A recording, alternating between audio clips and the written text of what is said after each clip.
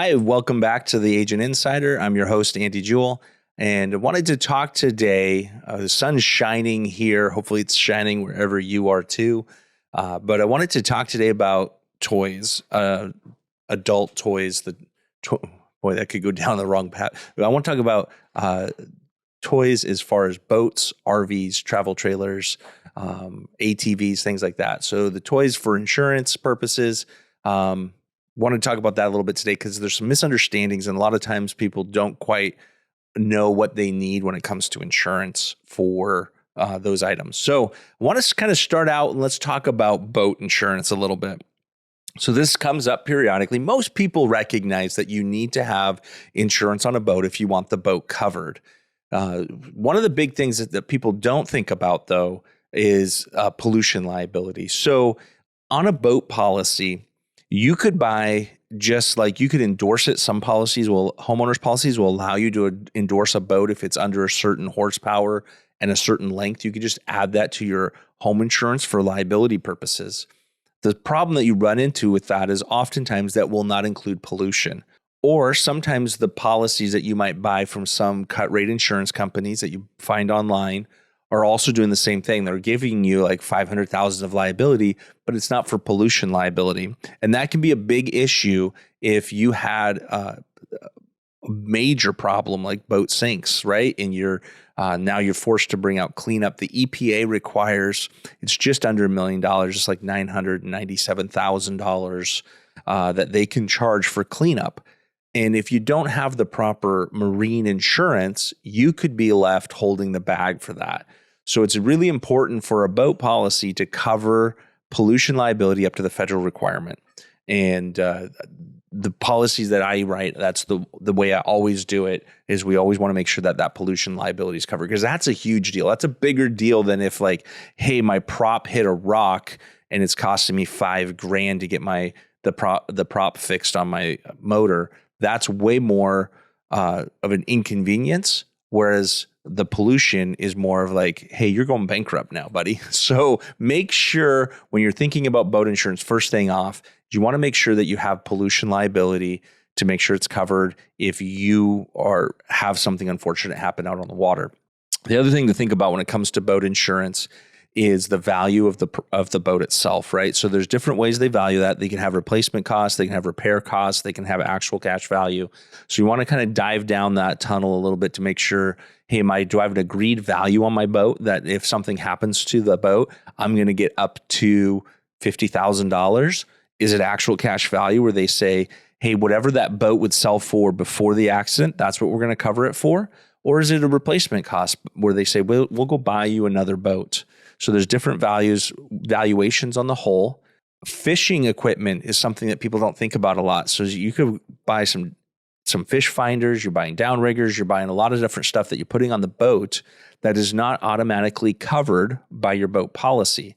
So you would want to add endorsements to cover your equipment, fishing equipment specifically, but it could be lots of other different types of equipment that you might add. You might have sonar and stuff like that. So whatever you have on your boat, make sure you talk with your agent about it so they can make sure it's covered. The other part of it is you're going to have for your repairs, you're going to have, again, you could have a whole valuation on one spot, but then how are they going to cover the repairs in the event that your prop does hit a rock and now you have to take it in? I've seen it go both ways where people just want to buy the least expensive and then they go, okay, well, they're going to give you actual cash value and that's not repair cost and it's not enough to repair it. And then the customer gets frustrated. And it's like, well, if you spent $50 more, you would have had repair cost instead of actual cash value.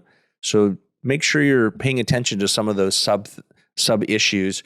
Oftentimes, the difference between a good boat policy and a cheap boat policy is $200 to $300. Now, that sounds like a lot in the course of like, hey, I don't want to spend $200 or $300 more on this insurance for my boat. But then when there's an actual claim, the difference in how it pays out is going to be thousands of dollars difference.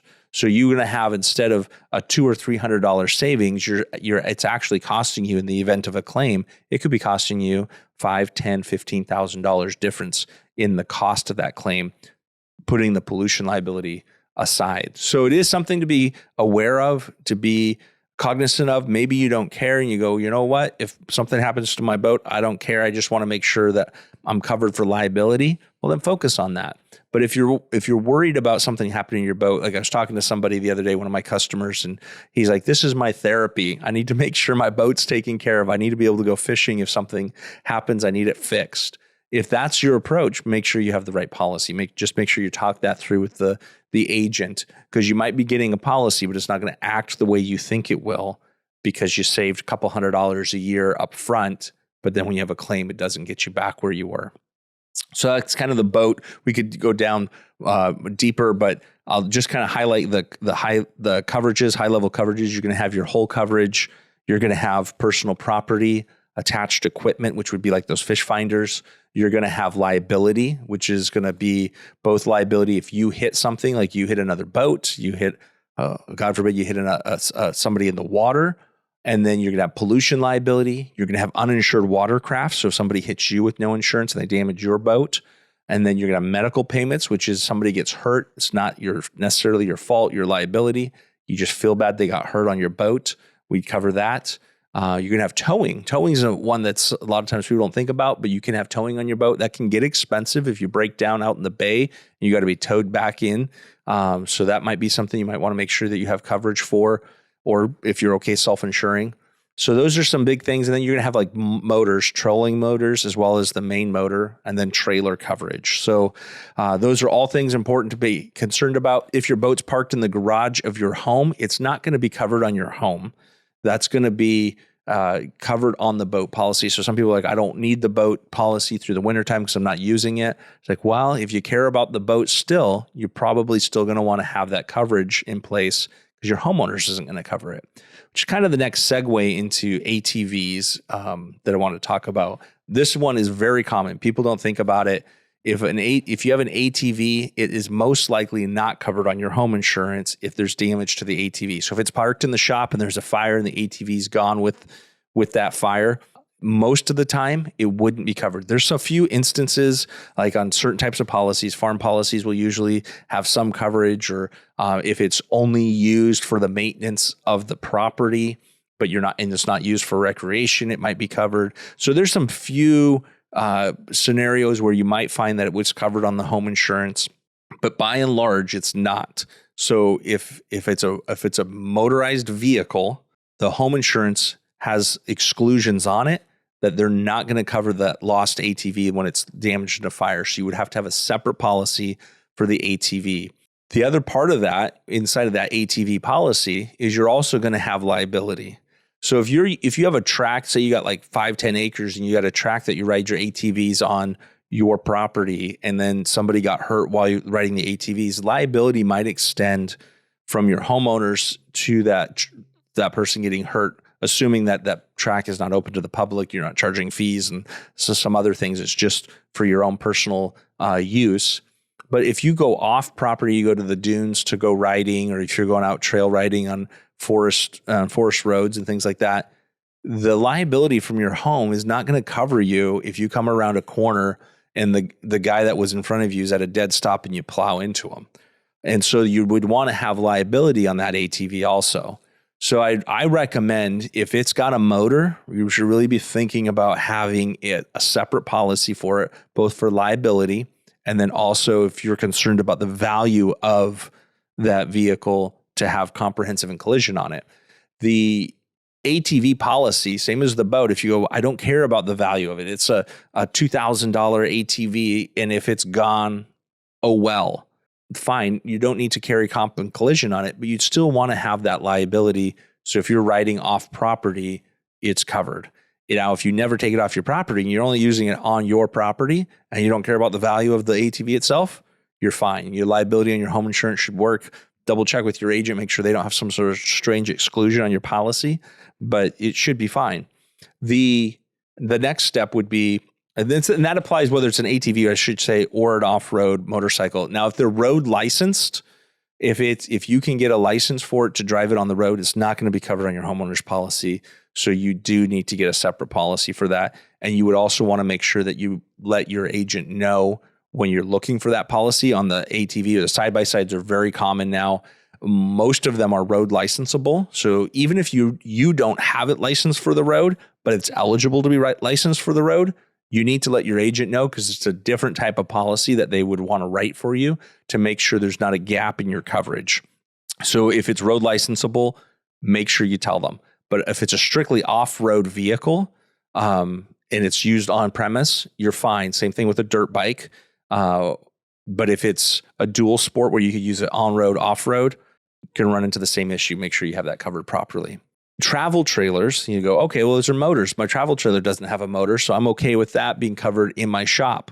Well, not exactly. So the travel trailer still falls under a vehicle, because even though it doesn't self-propel, it is for the conveyance of people or conveyance on the roads, and it is road licensable. So the travel trailer, again, is not going to be covered on your homeowner's insurance. So if it's parked in your shop or outside your shop and there's a fire and it damages it, or someone steals it or vandalizes the travel trailer, not going to be covered on your home insurance.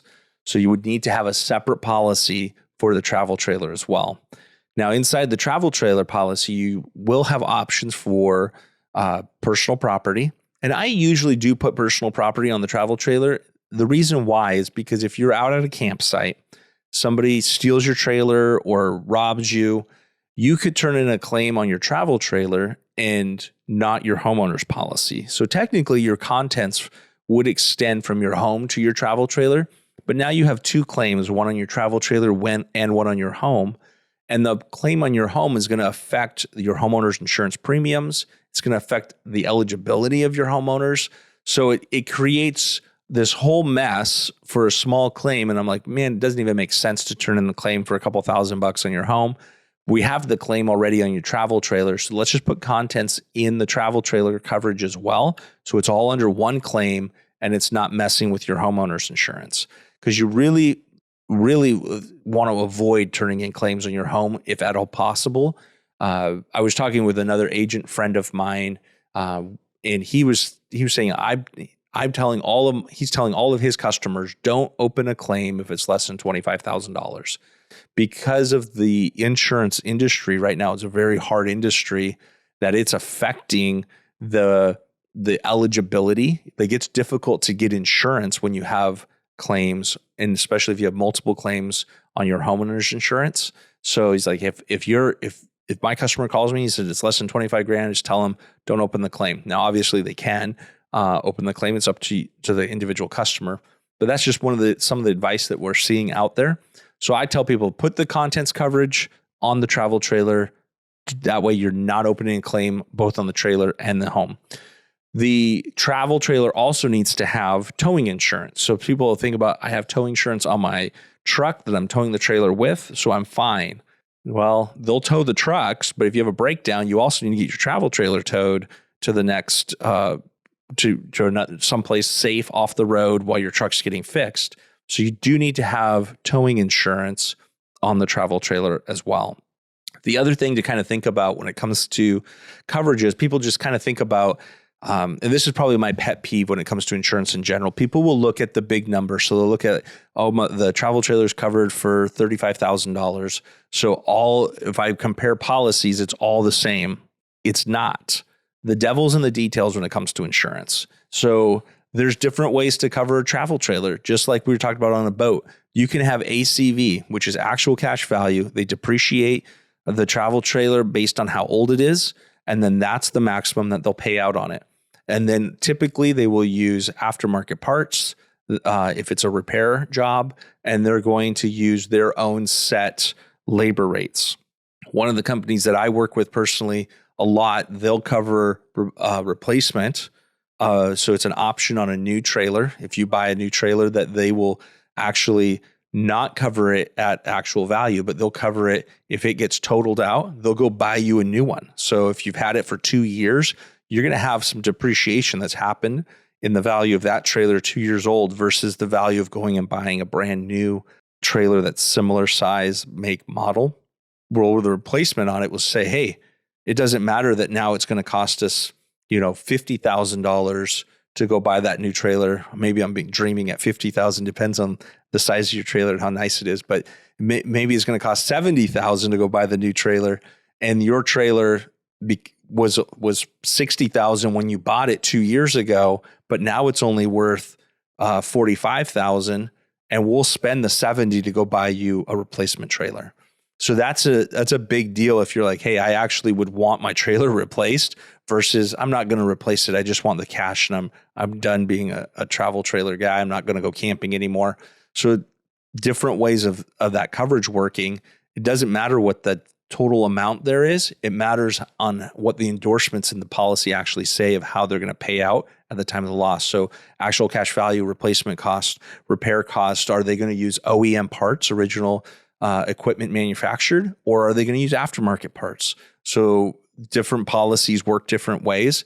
The cheaper policies are all aftermarket parts. Some of the premium policies, one of the companies we use a lot, they use OEM parts, and you can take it to the dealer and have it fixed, and they'll just pay the dealer directly.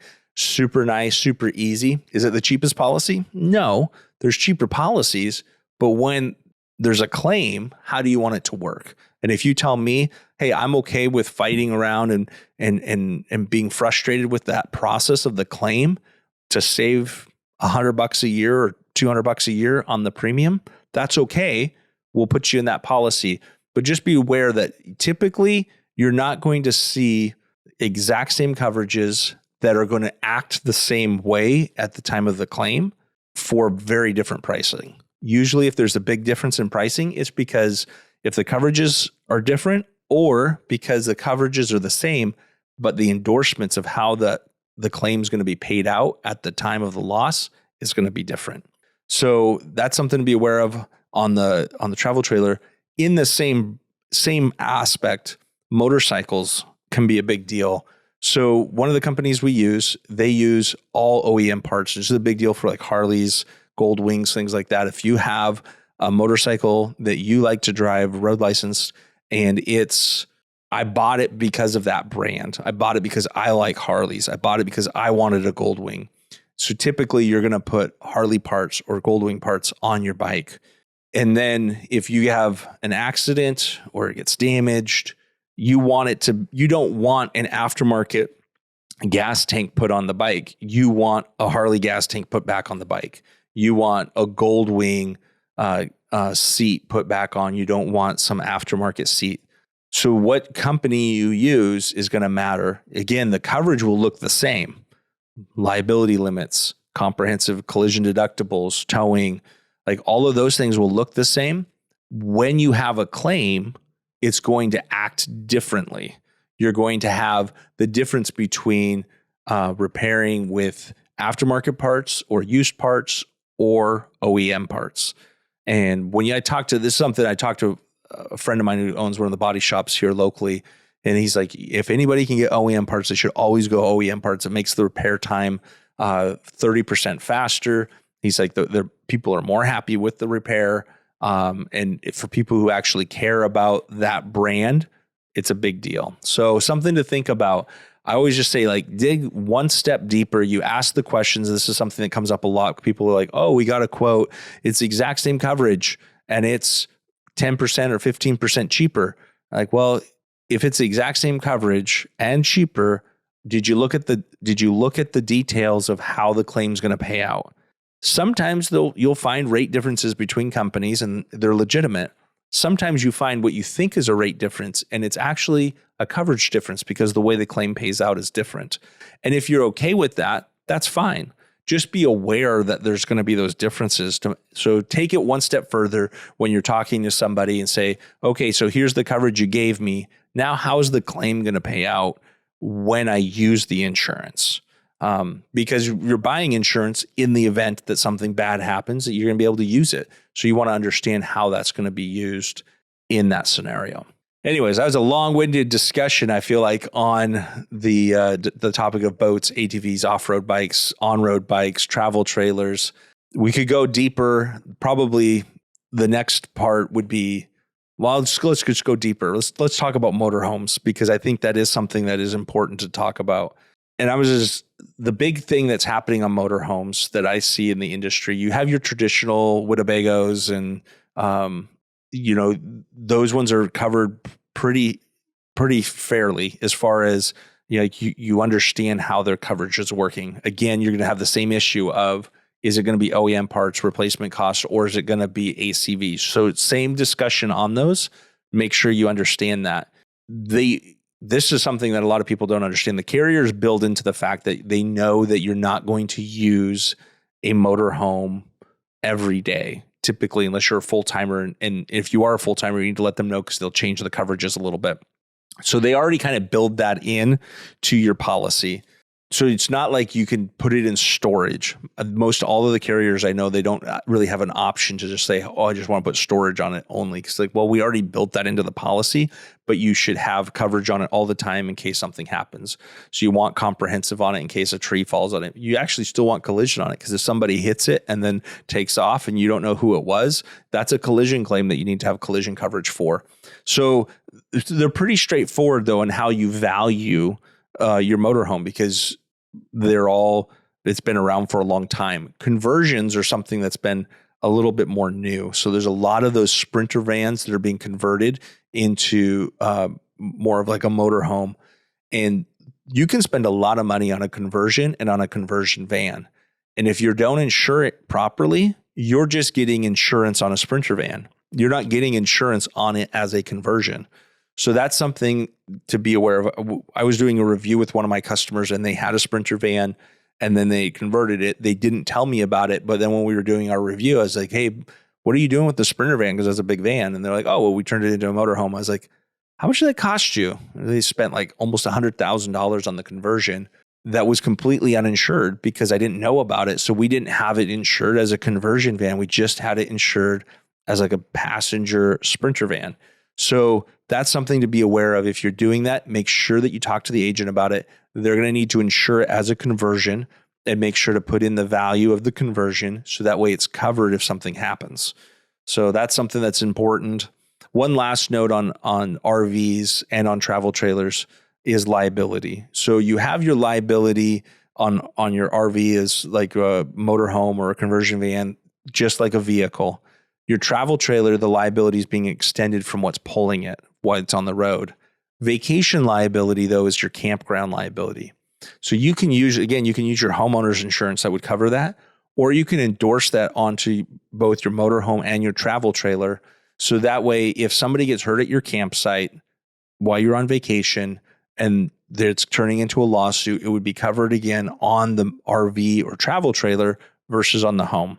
And that, again, is nice because it protects your homeowner's insurance from being affected by this ancillary claim. So something to be aware of.